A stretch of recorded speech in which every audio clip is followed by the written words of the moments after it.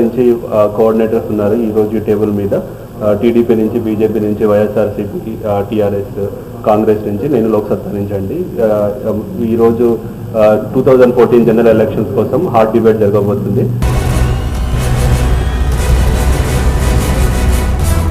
మనకు స్వతంత్రం వచ్చిన కాడి నుంచి గాంధీ ఫ్యామిలీ అంటున్నారు కానీ వాళ్ళు గాంధీ ఫ్యామిలీ కాదు. వాళ్ళు పరిపాలించిన పద్ధతి, వాళ్ళు ఇండియాలో చదువుకోలేదు. వాళ్ళకి ఇండియా యొక్క మోరల్ వాల్యూస్ కానీ, ఇండియా యొక్క కల్చర్ కానీ, ఇండియా యొక్క ఫండమెంటల్స్ వాళ్ళకి తెలియవు. వాళ్ళు అటువంటి వాళ్ళు పరిపాలించి మన 65 సంవత్సరాల పైన మన దేశాన్ని భ్రష్టుపట్టించారు. ఎటువంటి విషయాలు కూడా అభివృద్ధి నోచుకోలేదు. మన సొంత కష్టం మీద ఇతర దేశాలకు వచ్చి, మేమంతా సొంత కష్టాల మీద వచ్చి ఇక్కడికి వచ్చి స్థిరపడి ఉన్నాము. దీన్ని బట్టి నేను ఈ 2014 ఎలక్షన్లో బీజేపీకి తగ్గదు సపోర్ట్ చేస్తున్నాను. ఎందుకంటే అన్ని విషయాల్లో బీజేపీ గ్రోత్ సాధిస్తుందని నమ్మకంతో, నరేంద్ర మోడీ నాయకత్వంలో మంచి లీడర్గా 10 సంవత్సరాలు బట్టి ఎక్స్పీరియన్స్ గుజరాత్ని ఏ విధంగా డెవలప్ చేశారు. ఇతని ఫ్యూచర్లో అన్ని విషయాల్లో వ్యవసాయ రంగంలో కాదు, కార్పొరేట్ వ్యవస్థలో కాదు, అన్ని విషయాలు కూడా నరేంద్ర మోడీ చేయగలడనే ఉద్దేశంతో నరేంద్ర మోడీకి సపోర్ట్ చేయదలుచుకున్నాం.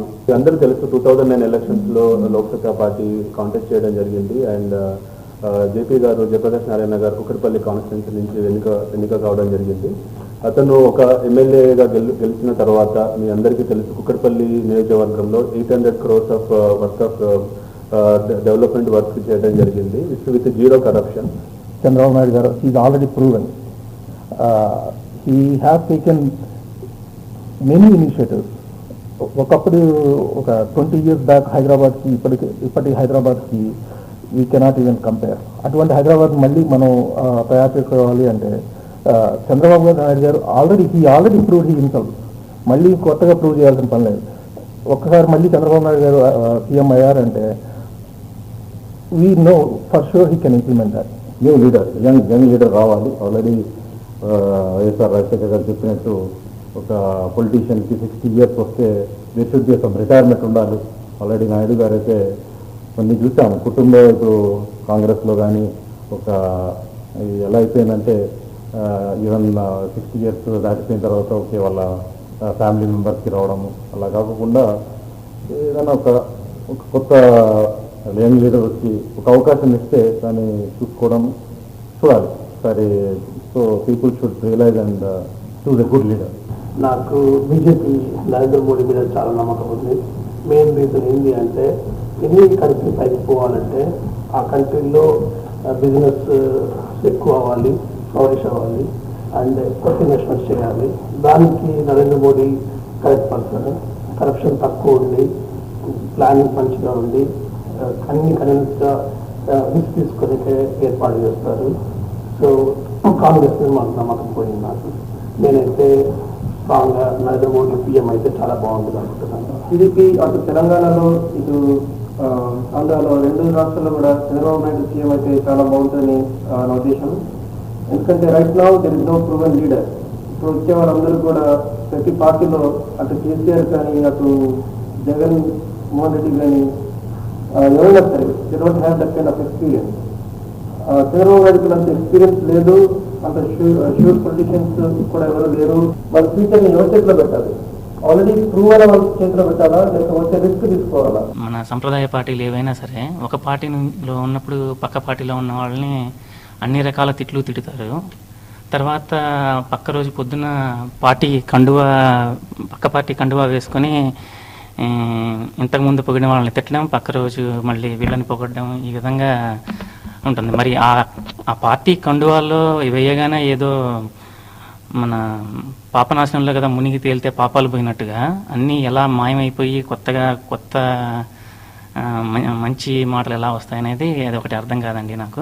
అన్ని పార్టీలు చేస్తున్న పనే మద్యం కానీ, లేదంటే డబ్బులు చూపించి ప్రలోభాలకు గురి చేసుకోవడం కానీ, ఇవన్నీ చేయని ఏదన్నా పార్టీ ఉంది మేము మేధావులం అని చెప్పుకుంటున్నారు అంటే వాళ్ళు ఫారిన్ కాంట్రిబ్యూషన్ రెగ్యులేటరీ యాక్ట్ని అడ్డంగా వైలేట్ చేసి వాళ్ళ పార్టీకి ఫండ్స్ తీసుకురావడం, కాకపోతే నీతి నిజాయితీ అనే పేర్లతో ప్రజల్ని మభ్యపెట్టాలని చూడడము. సో నాకు ఖచ్చితంగా ఫలానా పార్టీ అని లేదు, కానీ ఈ పనులు చేస్తున్న వాళ్ళందరినీ క్వశ్చన్ చేయాలని నాకు చాలా కోరికగా ఉందండి. ఫారిన్ సిటిజన్స్ దగ్గర నుంచి, అంటే ఎన్ఆర్ఐలో కొంతమంది ఓసీఐలు కానీ పిఐఓలు కానీ ఉంటే వాళ్ళు ఫారిన్ పాస్పోర్ట్ హోల్డర్స్ని వాళ్ళ దగ్గర నుంచి తీసుకునేటప్పుడు ఏమంటే లోక్సత్తా ఒక నాన్ ప్రాఫిట్ ఆర్గనైజేషన్ పేరు మీద డొనేషన్స్ తీసుకుంటారు. అదే ఇండియన్ పాస్పోర్ట్ హోల్డర్స్ దగ్గర నుంచి అయితే డైరెక్ట్గానే పార్టీ పేరు మీద తీసుకుంటారు. అది ఒకే టేబుల్ మీద నుంచి ఆ కాంట్రిబ్యూషన్స్ని ఒకే వ్యక్తి తీసుకోవడం జరుగుతుంది. మన యాజ్ పర్ కాన్స్టిట్యూషన్ ప్రకారంగా చూసుకుంటే మాత్రం ఇండియన్ సిటిజన్ అయ్యి ఉండి దేశంలో ఎక్కడ ప్రపంచంలో ఎక్కడున్నా కానీ ఇండియన్ వ్యాలిడ్ పాస్పోర్ట్ కనుక కలిగి ఉన్నట్లయితే they can contribute for political activities back in India అన్నది మనకు యాజ్ పర్ కాన్స్టిట్యూషన్లో ఉంది. కాబట్టి దాన్ని మనం ఆ రూల్ ప్రకారంగానే మనం ఫండ్స్ గ్యాదర్ చేయడం జరుగుతున్నది. ఈవెన్ మేము అంటే అన్ని ట్రెడిషనల్ పార్టీస్ లెక్క చెక్కులు తీసుకొని బ్యాంక్ అకౌంట్లలో ఎక్కడ తెలియకుండా ట్రాన్సాక్షన్స్ మెయింటైన్ చేయట్లేదు. మేము ప్రాపర్గా ఒక win.loksatta అనేటువంటి ఒక వెబ్సైట్ను తయారు చేసి అందులో ఎవరు వచ్చినా కానీ ఏ డోనర్ వచ్చినా కానీ అక్కడికి వెళ్ళి డొనేట్ చేయమని చెప్తున్నాము. వీఆర్ ఆల్సో గ్యాదరింగ్ వాళ్ళ పాస్పోర్ట్ నెంబర్ కానీ వాళ్ళ బేసిక్ ఐడెంటిటీని మనం గ్యాదర్ చేసి పెట్టుకుంటున్నాము. We're displaying their name and how much they contributed. So we're trying to అంటే ప్రతి పెన్ని ప్రతి ఎన్పీకి కూడా మనం క్లియర్గా ఒక వెబ్సైట్లో మనం అన్ని డీటెయిల్స్ పొందుపరచడం జరుగుతున్నది. ఎవరు అడిగినా కానీ దాని లిస్ట్ మేము బయటకు ఇవ్వడానికి కూడా రెడీగా ఉన్నాము. అలానే కానీ అంతేగాని మిగతా ట్రెడిషనల్ పార్టీస్ లెక్క చెక్స్ తీసుకోవడము, అంత బ్లాక్ మనీని ఎంకరేజ్ చేయడము అలాంటిది ఏమీ లేదు అన్నది నా యొక్క ఉద్దేశము. నేను అనేది ఏంటంటే మిత్రులకి ట్రెడిషనల్ పార్టీస్లో ఏం జరుగుతుందో దాన్ని ప్రశ్నిస్తే బాగుంటుంది. టీఆర్ఎస్కి ఫండింగ్ ఎక్కడి నుంచి వస్తుంది, ఇన్ని వేల కోట్ల ఫండింగ్ ఎక్కడి నుంచి వస్తుంది, కాంగ్రెస్కి 1000 కోట్ల ఫండింగ్ ఎక్కడి నుంచి వస్తుంది. ఈ రోజు నేషనల్ లెవెల్ లోపల కాంగ్రెస్కి ఈ రోజు 1000 కోట్ల రూపాయల మినిమం ఫండింగ్ తోటి ఎలక్షన్స్లో వెళ్ళడం జరుగుతుంది. ఎక్కడి నుంచి వస్తుంది? వాళ్ళ దగ్గర బ్యాలెన్స్ షీట్స్ ఉన్నాయా? వాళ్ళు ఎక్కడైనా వెబ్సైట్లో డిస్ప్లే చేస్తున్నారా? డోనర్ ఇన్ఫర్మేషన్ ఉందా? గత 60 సంవత్సరాలుగా ఈ రోజు వరకు ఏ రోజు కూడా డోనర్ ఇన్ఫర్మేషన్ డిస్ప్లే చేయనటువంటి నేషనల్ పార్టీస్ని, రీజనల్ పార్టీస్ని ప్రశ్నిస్తే బాగుంటుందని నేను కోరుకుంటున్నాను. నేను బీజేపీ తరపు నుంచి వైఎస్ఆర్సీపీని ప్రశ్నిస్తున్నానండి. 1000 కోట్లు దోచుకున్న ఒక దొంగ అని ముద్రపడిన దొంగని ఏమీ ఎక్స్పీరియన్స్ లేదు, ఏమి పొలిటికల్ అనేది ఎక్స్పీరియన్స్ లేకుండా ఒక దొంగని దోచుకున్న, ఒక దేశాన్నే దోచుకున్న దొంగని ఒక ఇంటర్నేషనల్ దొంగ అని చెప్పొచ్చు. ఈ దొంగకి ఏ విధంగా పార్టీకి పోటీ చేసే అధికారం ఉంది, ఏ విధంగా పార్టీకి ప్రజల్లోకి వెళ్ళి ఓటు అడగలుగుతున్నాడు అనేది నేను ప్రశ్నిస్తాను వైఎస్ఆర్సీపీ పార్టీని. అసలు అవి ప్రూవ్ కాలేదు. యాక్చువల్గా వైఎస్ఆర్ జగన్మోహన్ రెడ్డి గారిని అన్ని ఏది అఫీషియల్గా ప్రూవ్ అవ్వలేదు. కానీ ఒకటి మాత్రం చెప్పగలను, ఒక అవకాశం ఇచ్చేది ఇవాళ ప్రజలు. ప్రూవ్ కాలేదంటున్నారు. ప్రూవ్ కాకుండా సిబిఐ కొన్ని 1000 కోట్లను ఆల్రెడీ ఆక్రమించుకుంది. ప్రూవ్ కాకుండా ఎలాగ ఆక్రమించుకుంటారనేది నేను ప్రశ్నిస్తాను వైఎస్ఆర్సీ పార్టీని. అఫీషియల్ గా మళ్ళీ ఆయన బెయిల్ మీద రావడం అంటే ఏది ప్రూవ్ కాకపోతే, ఒకవేళ ప్రూవ్ అయింటే నిజంగా దొంగ అనే ముద్రపడి ఉంటే ఖచ్చితంగా ఇది ప్రజలు గమనించాలి. ఎందుకంటే ప్రూవ్ కాలేదని కాదు, అక్కడ ఒక కాంగ్రెస్ పార్టీతో మతలబులు చేసుకొని డబ్బు ఖర్చు పెట్టి సోనియా గాంధీకి, రాహుల్ గాంధీకి వీళ్ళందరికీ డబ్బులు కట్టబెట్టి జైలు నుంచి బయటకు వచ్చి జనాల్ని మోసం చేస్తాను. ఒకటే చెప్తున్నాను, మోసపోవద్దు, దొంగను చూసి మోసపోవద్దు, దొంగని దొంగలాగా చూడండి. మీరు దొంగను గెలిపించినట్లయితే దొంగ దోచుకుంటాడు, ఇంకా ఆంధ్రాలో మిగలడానికి ఏంటి ఉండదు. ఈ దొంగని దొంగలాగా తమ్మిరి కొట్టండి, ఇదే దొంగకి లాస్ట్. ఈ దొంగను గెలిపించినట్టయితే వైఎస్ఆర్సీపీ రేపు కాంగ్రెస్ మీరు ఓటేసినట్టు, వైఎస్ఆర్సీపీకి ఓటేసినట్టయితే కాంగ్రెస్ పార్టీకి ఓటేసినట్టు. మీరు మర్చిపోవద్దు, దొంగను మాత్రం గెలిపించొద్దు, దొంగకి సపోర్ట్ చేయొద్దు. నేను అడుగుతున్నాను, ఎన్ఆర్ఐలకు అడుగుతున్నాను, తెలుసుకున్న వాళ్ళకి అడుగుతున్నాను, ఉద్యోగస్తులకు అడుగుతున్నాను. నేను చెప్తున్నది ఒకటే, ఆలోచించి ఓటేయండి. దొంగ కోటేస్తే మిమ్మల్ని దోచుకుంటాడు. ఎలక్షన్స్ ముందే మీకు బెయిల్ ఎట్లా వస్తుందని మాకు తెలియకుండా అడుగుతాను. మీకు ఎలక్షన్స్ ముందే ఎలా వస్తుంది? అన్ని రోజులు ఉన్న సిబిఐ డైరెక్టర్ ఎందుకు సస్పెండ్ చేయాల్సి వచ్చింది? జగన్ వస్తే ఇది చేస్తాడు అది చేస్తాడు అని చెప్తున్నాడు. గత 10 సంవత్సరాలుగా చేసింది వాళ్ళే కదండి. గత 10 సంవత్సరాలు ఈ రోజు వైఎస్ఆర్సీపీ పార్టీలో ఉన్నటువంటి క్యాడర్ కానీ లీడర్లు కానీ అంతకుముందు కాంగ్రెస్ లో ఉన్నటువంటి 50% of the people part of YSR చనిపోయిన కాడ నుంచి చెప్తానండి, వైఎస్ఆర్సీపీకి ఒకటే ప్రశ్నిస్తున్నానండి. సెక్యూరిటీ లేదు. మళ్ళీ కిరణ్ వైఎస్ రాజశేఖర కార్పొరేట్ వ్యవస్థలను వాళ్ళ చేతిలో తీసుకుని బిచ్చగాలను చేశారండి. వైఎస్ లోకసత్తా జయప్రకాష్ నారాయణ గారు చేశారు. అవకాశం ఇన్ఫ్లేషన్ వైఎస్ రాజశేఖర వచ్చింది, అది ఏదో పథకాలు అని చెప్తున్నారు. అంత దొంగ పథకాలు, 1000 కోట్లండి, 1000 కోట్లు నాశనం చేసేసారు. నాయుడుకి చంద్రబాబు నాయుడు అనడానికి ఎవరు లేదు, చంద్రబాబు నాయుడు కాదు, బీజేపీ కానీ ఎవరు మాట్లాడడం లేదు. ఎందుకంటే వాళ్ళ అభివృద్ధి పథకంలో నడిచారు, ఏదైనా అభివృద్ధి చేశారు. నాయుడు గారు అభివృద్ధి చేశారు, దొంగలాగా దోచుకున్నారు. కాంగ్రెస్ లో అందరూ దోచుకున్నారు. రేపు టీడీపీ వచ్చినా బీజేపీ వచ్చినా హైదరాబాద్ మాత్రమే అభివృద్ధి జరిగింది.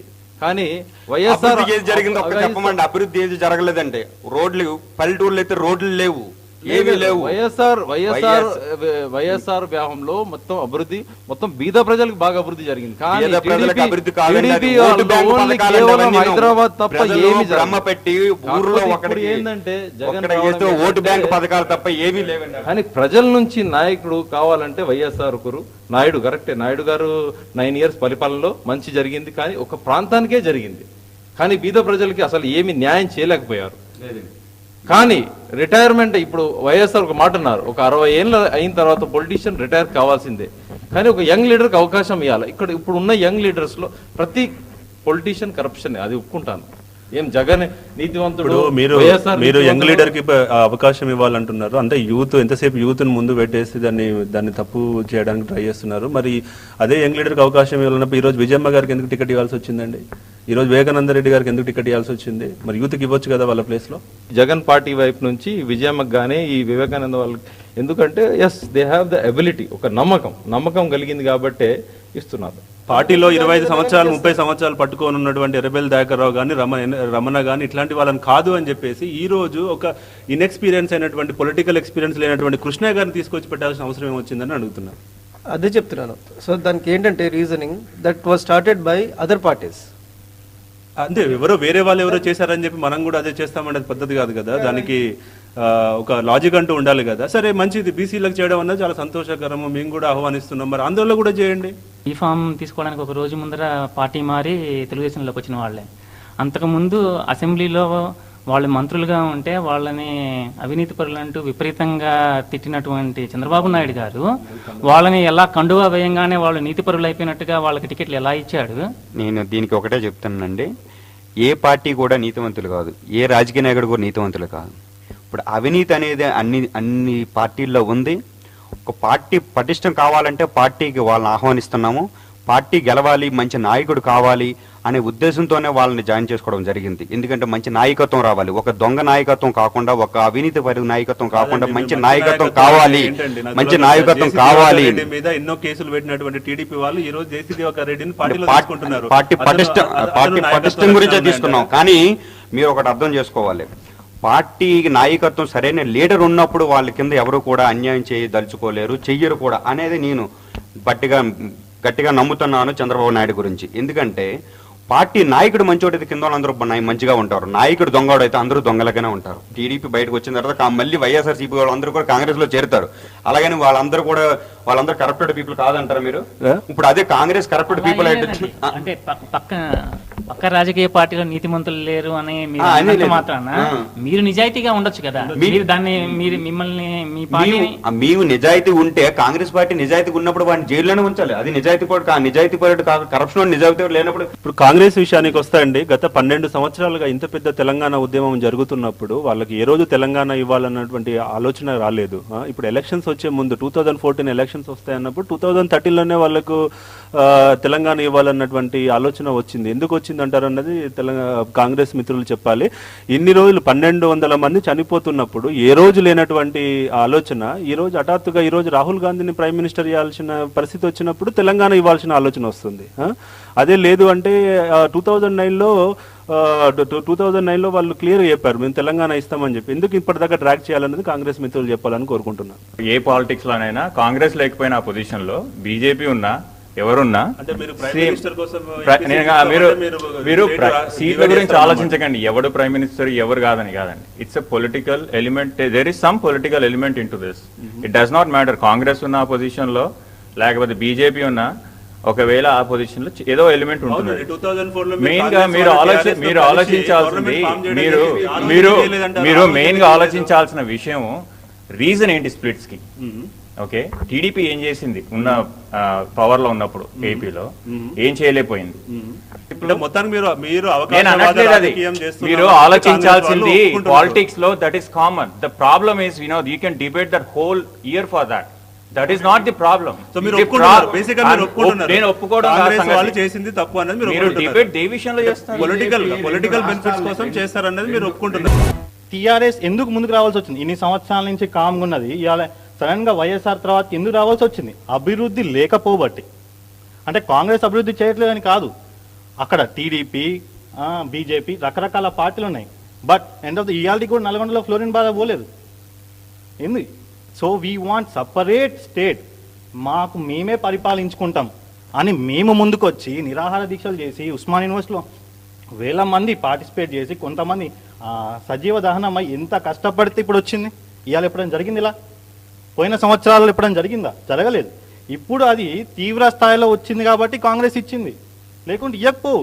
ఆంధ్రాలో నా లెక్క ప్రకారం, మా ఉద్దేశం ప్రకారం వైఎస్ జగన్మోహన్ రెడ్డి నాయకత్వం వస్తే, నా ఉద్దేశం ప్రకారం కూడా పేదలకు వైఎస్ఆర్ చేసినట్టుగా, రాజశేఖర రెడ్డి గారు చేసినట్టుగా పేదలకు అభివృద్ధి చెందుతుందని నేను భావిస్తాను. మీ ఓటును కూడా సవినయంగా వినియోగించుకోండి.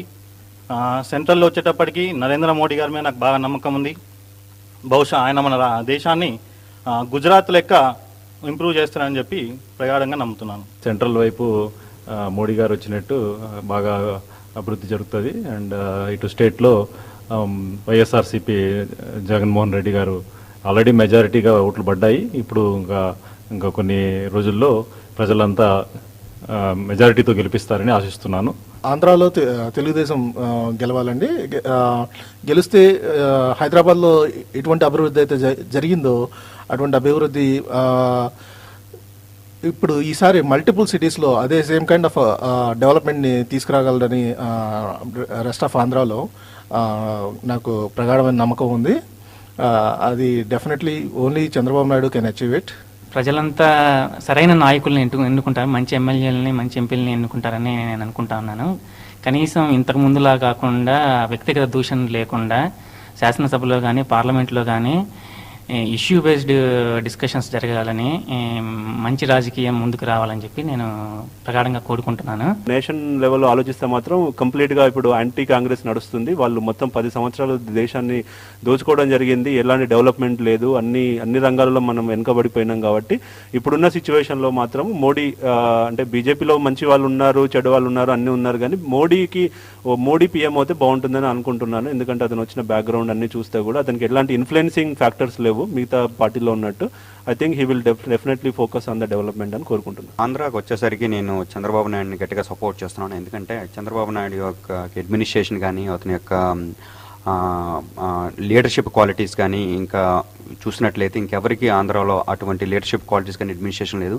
అందరూ చంద్రబాబు నాయుడుని ఎన్నుకుంటే డెవలప్మెంట్ పరంగా కానీ అండ్ అన్ని విషయాల్లో కూడా కార్పొరేట్ వ్యవస్థలో కానీ తీసుకురావడం కానీ, అతని యొక్క ఇన్ఫ్లుయెన్స్ కానీ, సెంట్రల్ గవర్నమెంట్ నుంచి కానీ ఫండ్స్ తెప్పించడం కానీ, ఆంధ్రాకి ఏ విధంగా ఎక్కడ క్యాపిటల్ బాగుంటుంది, ఏ విధంగా ఏవి చేయాలి, ఏ విధంగా ఎక్కడ చేస్తే బాగుంటుంది, ఎటువంటి ప్రాజెక్టులు చేస్తే ఇంప్లిమెంట్ అవుతుంది అన్ని అవగాహన ఉంది చంద్రబాబు నాయుడుకి. ఆల్రెడీ ఎక్స్పీరియన్స్ ఉంది అడ్మినిస్ట్రేషన్ వైజ్ కానీ, కార్పొరేట్ వ్యవస్థలో తీసుకురావడంలో కానీ అన్ని విషయాల్లో కూడా ప్రజలు ఆలోచించి చంద్రబాబు నాయుడిని గెలిపిస్తే ఒక ఆంధ్ర ఒక సింగపూర్ లాగా తయారు చేయగలరు.